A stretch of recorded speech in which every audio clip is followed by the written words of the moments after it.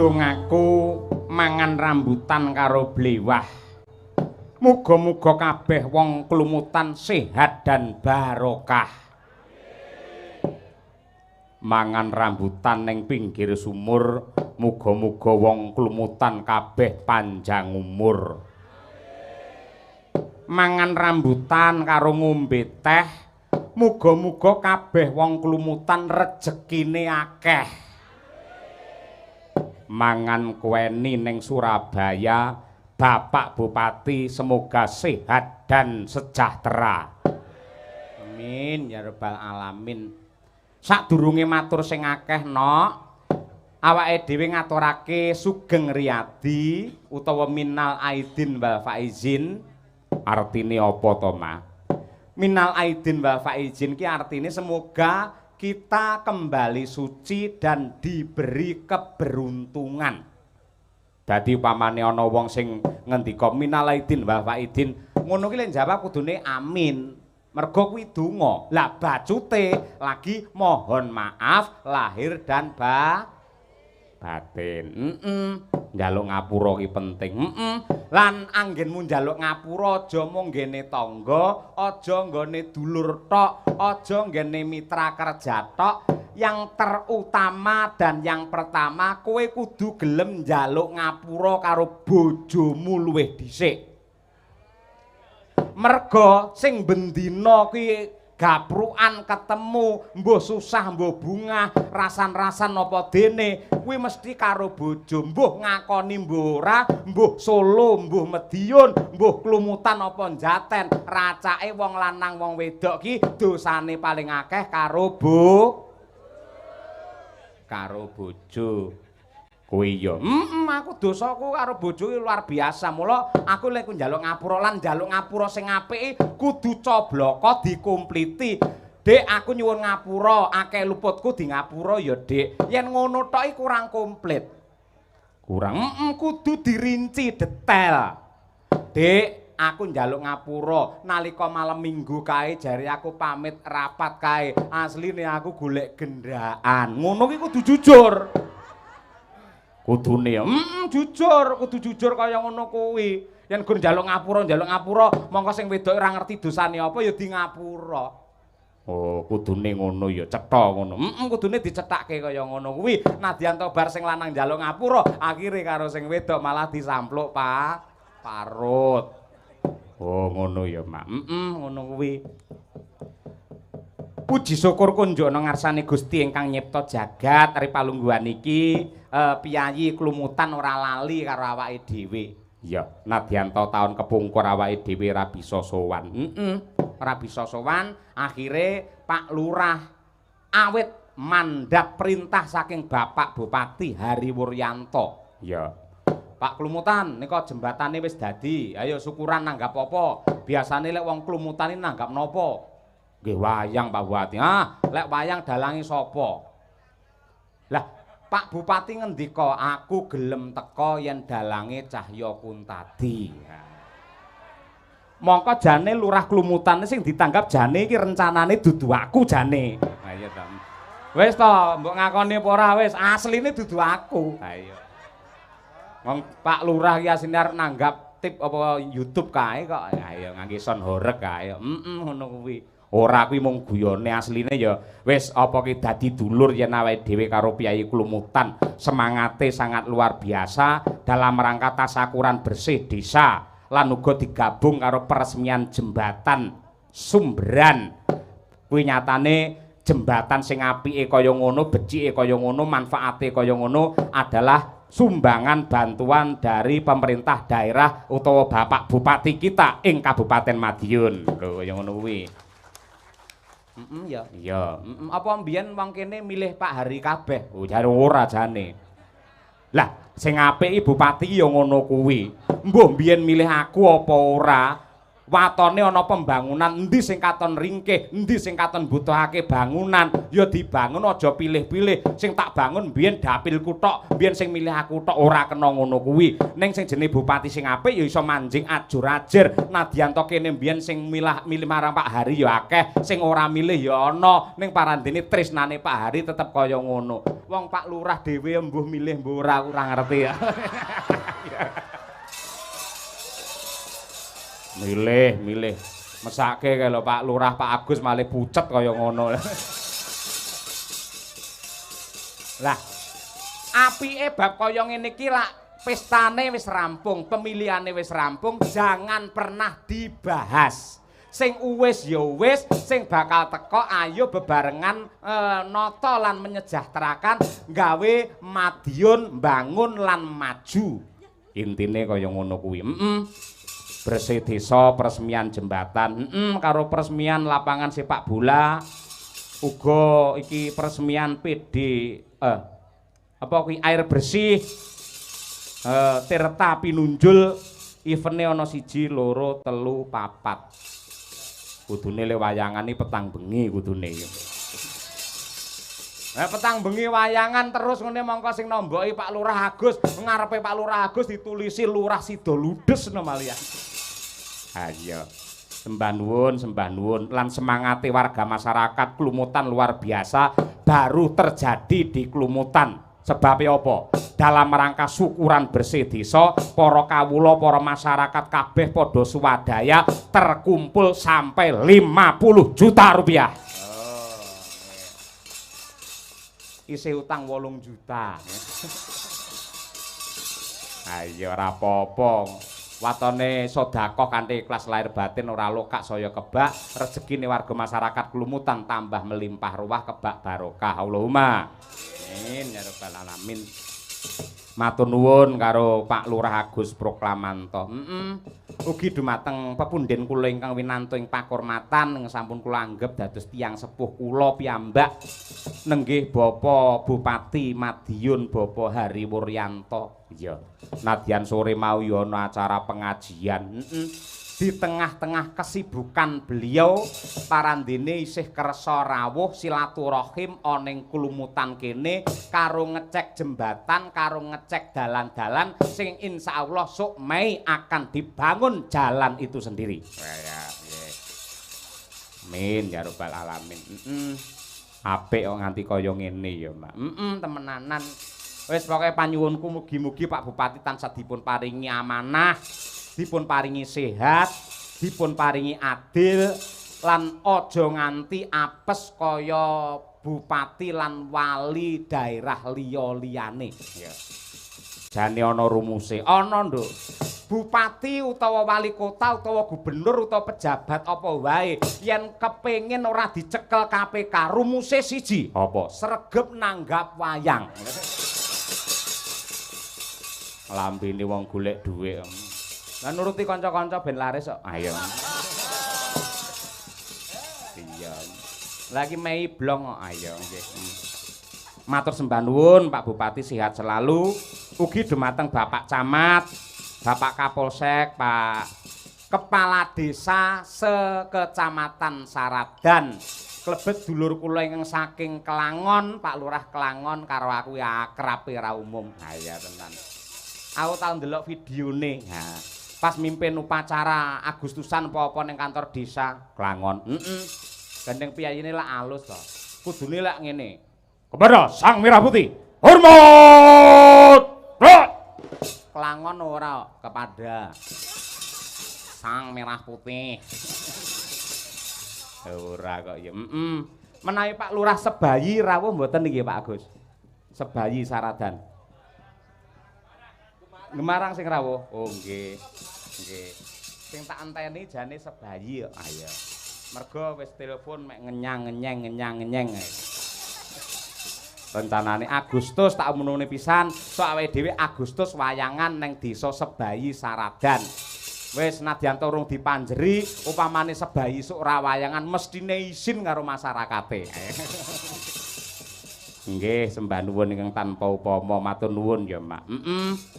Lan uga akeh iki pisumbang mligine saka Bapak Kapolres Kabupaten Madiun, Bapak Kemas maringi wujudipun durpres sing cacahe 10. Apa ya? Engko diundi nggen limbukan 5, nggen goro-goro 5, sing undian sing gedhe-gedhe sing larang-larang nggen goro-goro wae. Oh ngono. Ya mak ya. Ya ngaturake Madiun maju mbangun. Nah, kangge nyaosi pakurmatan dumateng Bapak Hariwur lan ugi jajaranipun ingkang kepareng rawuh wonten ing klumutan mriki. Ya. Diaturake karo kanca-kanca Madangkara. Uga tak aturake marang sedaya sing padha lenggah neng sisih. Ngrika pundi, Pak? Kilen nggih. Sisih kilen niku sami do lesehan ngoten niku. Kula niteni, kula sampun marambah kaping-kaping gatekne omongi kiai. Wong neng pengajian apa nonton wayang kok lesehan, sok munggah swarga dhisik dhewe sampean. Pengumuman kuwi tenan. Ning sing linggo ning kursi sing mlebu ning swarga dhisik dhewe mung Pak Bupati tok kae calone. Lah Pak Agus, yo karo Pak Agus nunut karo Pak Bupati kok.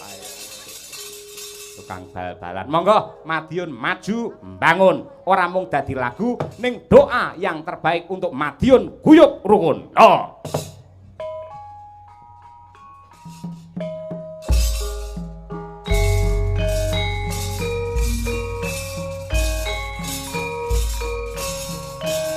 Bapak Ibu, para penonton, para tamu ingkang apal monggo nembang sareng-sareng. Niki lagu panjenengane.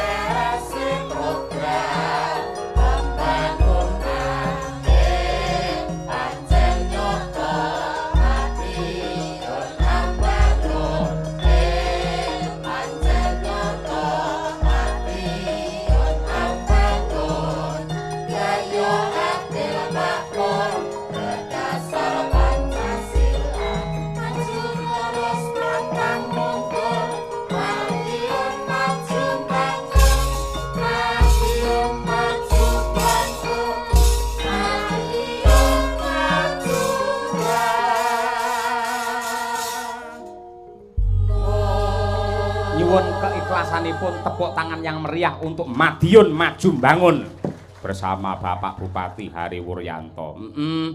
Ugi kula aturaken dumateng para panitia sedaya kemawon, Pak RW, Pak RT iki mau malah ana sing nyegat aku iki kaya nodong lho. Pak Dalang, purun mboten purun mangke jenengan kedah ngedalke Baladewa ngamuk. Sapa? Yen ra kleru Pak Sutrisno. Nggih leres nggih. Pak Sutrisno men nodong aku arep munggah panggung Pak Dalang. Baladewa kudu ngamuk. Lek ora ngamuk aja takon dosa taun ngarep ora tak tanggap meneh. Monggo dheke iuran jane mung 100 lho. Ayo. Ning gandengi pamundhut mongko niki lakone Ramayana Bapak Ibu. Ramayana tentang apa kuwi jenenge Rama Wijaya Dasamuka niki mboten nenten Baladewa. Piye carane nyiasati? Diaturne napa mboten? Pak Trisno ndi Pak Sutrisno? Ya nggih, sik tak turutane timbang aku sesuk ditagih kaya wong utang, wis. Mas Dar kuwi sing abang kuwi. Nguruti Pak Sutrisno lho ayo. RT pancen ya gajine mung sithik mula ya dituruti ayo. Bintang tamune Baladewa. Heeh. Nah, bintang tamune Baladewa iki Ratu Madura Prabu Baladewa ya Baledawa. Sing cilik nampak 6 Mas. Ger.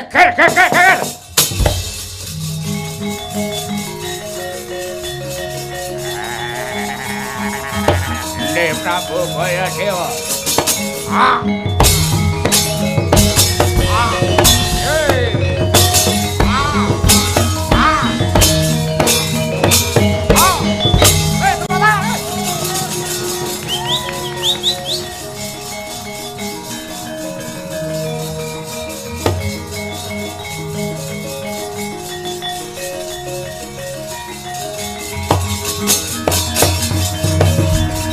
Prata Jayamrata ger putraku sayuta mara sakete wuri ampian kaya wong jala rebutan kaya menjangan mati ora bakal gigrek muluku salombo. Sapa jenengmu? Lakno mripatmu jarengan goboku Nata Mandura Prabu Baladewa ya Balarama Kakrasana Wasi Jaladara ya Agus Proklamanto. Bareng ganggu wong bersih desa kon urunan ra gelem menjegali karo laku. Tak gaglak limpamu kelakon tak untal Malang. Piye? Lakon tak untal Malang. Nguntal kok dadak neng Malang. Apa kene kurang untal-untalan? Pecel neng kene enak, TP ya enak. Nguntal neng Malang. Arep golek pista apa piye? Apa?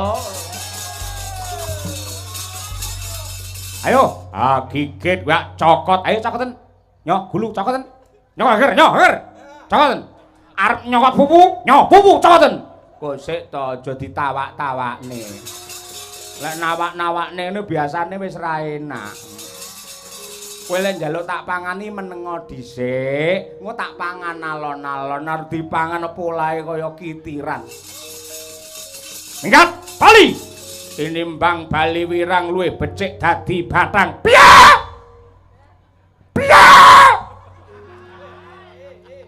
Wah, ngene ora tambahi 1 juta dosa lho iki. Tungkakku tampane.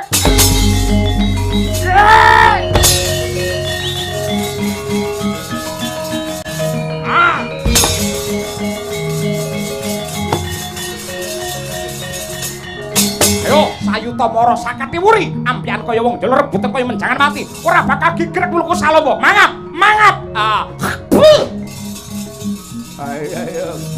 Ing kene jalan patimu. Ngono kok ngendel-ngendelke. Ora gondro sepira kowe. Modal kowe. Iki jaluk aku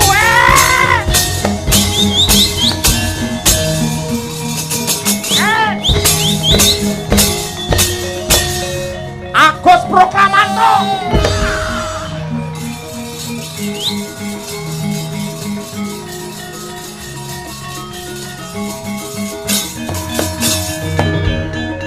Niki enten titipan amplop saking Pak Sutrisno.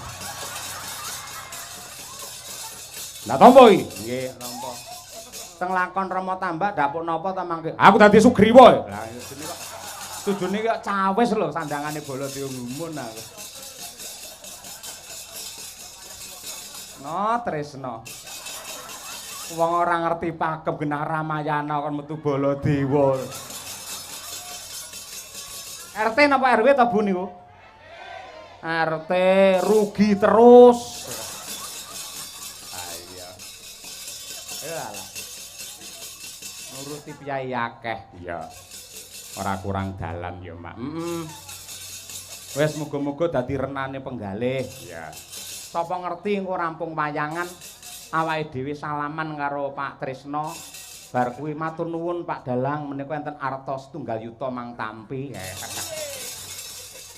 Ayo. Sadurunge aku ngaturi Bapak Bupati tak ngaturke sing klasik dhisik. Ya, penggemar Ki Cahya Kuntadi. Nenggih Pak Sunyata Kroto. Wah. Brewok klumutan. Bruwok. Bruwok napa brewok? Napa? Lah ya bruwok, wong bruwok sing lanang iki brewok, ngono lho. Kalian Mbah Bari, Biyung Cangik Limbuk, kula nyuwun tembang Dandang Gula Banjet kalajengaken langgam jenang gula utawi dadi ati. Matur nuwun mugi-mugi masyarakat Klumutan sedaya harmonis. Bu Kesi ya Bu Kesi. Aku tak ngerokok sik, kesel tenan lho Bu Kesi ini. Kula ing gumun kalih panjenengan Pak Dalang. Ngapa? Saman bengi iki ning Klumutan kok sregep semangat lek mundalang. Mongko bengi iki ning kene iki awake dhewe setengah sambatan lho. Aja muni ngono. Ora pekewo karo masyarakat. Panitiane sik bingung kurang 8 juta lho Jan. Itu malah sambat, enggak boleh. Ning kene wis dadi dulur kanggone Dalang Cahyokun tadi. Dulur karo dhuwit tetep abot. Dulur sing duwe dhuwit. Ning saestu jenengan dalu niki jan semangat tenan. Aku dadi bojomu ya bangga ngono lho, Pak. Seneng wis piyayine ganteng, lek ndalang apik, semangat. Tur karo bojo ya setia. Ning omah yen aku kesel bar nyindian ya mbok pijeti. Ngono kuwi. Tenan lho Bu, bojo kula niku senadyan to teng wayangan ngeten iki public figure terkenal penggemare kathah ning lek teng griya. Wah, kula getak ngoten dadi napa niku? Digetak kala goblok dadak akhire. Nggih niku lho. Dadi pamane teng wayangan lak kendel Surabdata Pitana nggih pundita kang kaiko Adidasa Purwa iko marang sawiji dasa 10 Baladewa ngamuk kendele kaya ngono. Lha Bu Kesi, Pak langsung kula langsung meleleh aku. Nggih. Matur nuwun sik karo Pak Bupati. Salam hormat karo panjenengane. Sugeng rawuh Bapak Bupati kula, bapak kula angkat wonten ing Medion, Bapak Hariwur. Matur nuwun sampun nenggani putrane niki, Pak. Kula titip jenengan nemong Mas Cahyo niki empun nangsal sering-sering dolan teng Gude, Pak. Wis tutup. Loh, kan tutup tapi ning dalan-dalan kuwi malah sing berbahaya. Ora enek ning dalan ya ora enek, ning kene pekat ning Medion renek. Napa nggih? Gude renek, guyangan renek. Jamane online saiki wisan. Oh, malah. Matur nuwun ugi dumateng Bapak Kepala Desa, sedaya perangkat, lan ugi sedaya warga masyarakat wonten ing Klumutan mriki. Wah jenengan jan ngremenaken Pak, Bu. Saestu senadyan to setengah sambatan ning kula remen sanget. Tahun ngarep niku jenengan misalnya nimbali Pak Cahyokun tadi ping 10, ping 11 tak wenehi gratis tenan niku insyaallah. Tahun ngarep ganti Pak Sigit Arianto nyapa. Nah, ya Allah. Jan Pak Bupati guyu sampean terus lho iki mau. Pak Lurah, Pak Bupati jan kok koyo ngono ya. Sampeyan iki jan ning ngarepe priyayi kondang-kondang, priyayi pejabat kok ora duwe isin. Tetek ngono lho lek omongi. Aku mbiyen iki didongakne karo bapakku. Lair cenger ngono to diparingi jeneng Cahyokun Tadile, tak dongakne kowe sok yen gedhe dadi tontonane wong akeh. Akhire kaya wong gendeng ngene iki, kaya. Lah piye omong dhewe sauri dhewe? Ayo. Ngono kuwi. Nadyan aku kaya wong gendeng kuwi lek tresna to karo aku. Sayang banget. Nah, ra ngono. Ngono kuwi. Ya pancen tresna karo aku kuwi sak wayah-wayah pamane aku sing rabinah ya entu ana ngono kuwi. Astagfirullah, astagfirullah. Istighfar. Eling-eling oh. Gelar tak pamiti yo Yohan. Eling Pak. Anakmu papat. Piye, Gel? Bapakmu arep duwe bojo meneh oleh apa ora? Terus. Mandro lah. Wah, ayo. Ngono anak yang soleh ngono kuwi. Ora apa-apa. Wong sampean prabineh ora masalah. Aku ya arep golek bayan-bayan kene ya gelem karo aku. Aja bayan-bayan bengkoke ning padolan wisan ora ya. Ngene mung guyon Bu Kesi ora arep piye-piye Bu Kesi. Oh, pendek lek wani tenan tak sunati, tak ketok tenan. Pendek disunati ora malah ora. Nah nembang ngelong-ngeloni pendek malah ora. Nggih. Kunjuk dumateng warga Klumutan menika Dandang Gula Banjet. Nggih. Lah, kok pendek iso. Lamun pendek. Ayo. Stan bang sik aku pengen konsentrasi sik. Diam semua ya. Lam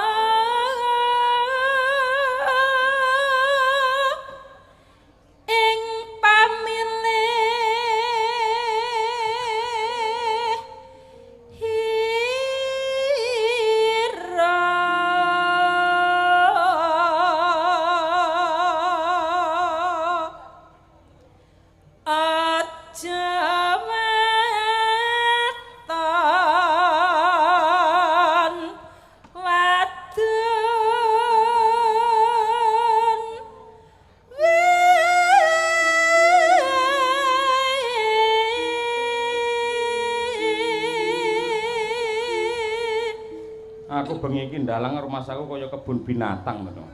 Kowe wani kepik akeh ngrubung aku. Iku kepike wedok ketoke. Heeh, tak ingok wis ana. Kuwi padha karo ndek mau lho, sampean arep munggah panggung, dirubung karo mak-mak ning kono, dijak foto, dicewoli bokongmu, diambungi sengak-sengok, masane aku ora cemburu ngono, Bu. Mau enek sing muni ngene. Pripun? Pak Cahyo, ya ampun aku mbendino ndelok sampeyan nang TV, Sakti TV. Ya ganteng ora umum. Sok kapan-kapan lek sampean ketoke Bukesi wis waleh karo sampean tapek mantu ya. Ora nek waleh wong Bukesi iki saya tuwa, saya cantik kok. Ayo. Ayo. Ayo.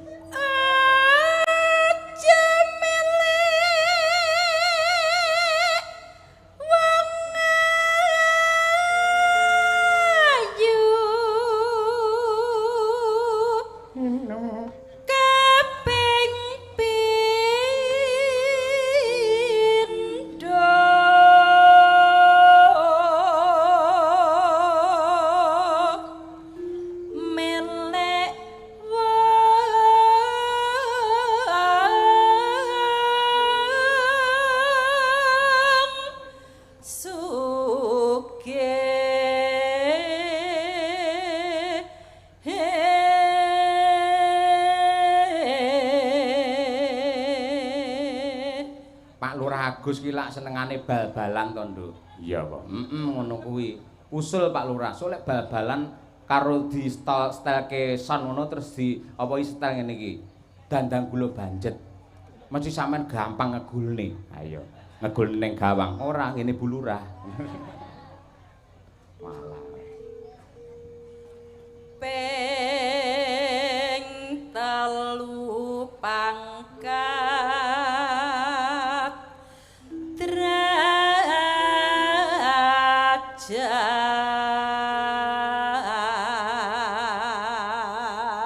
mengko langgame tak nyuwun karo Mira Kirana. Ya. Terus Bu? Iku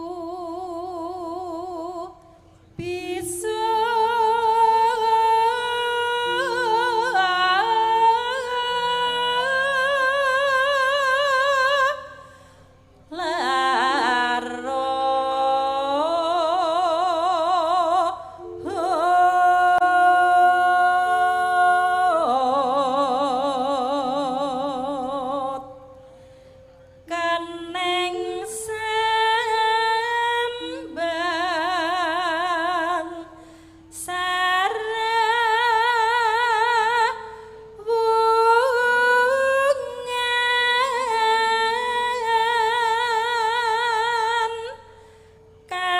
be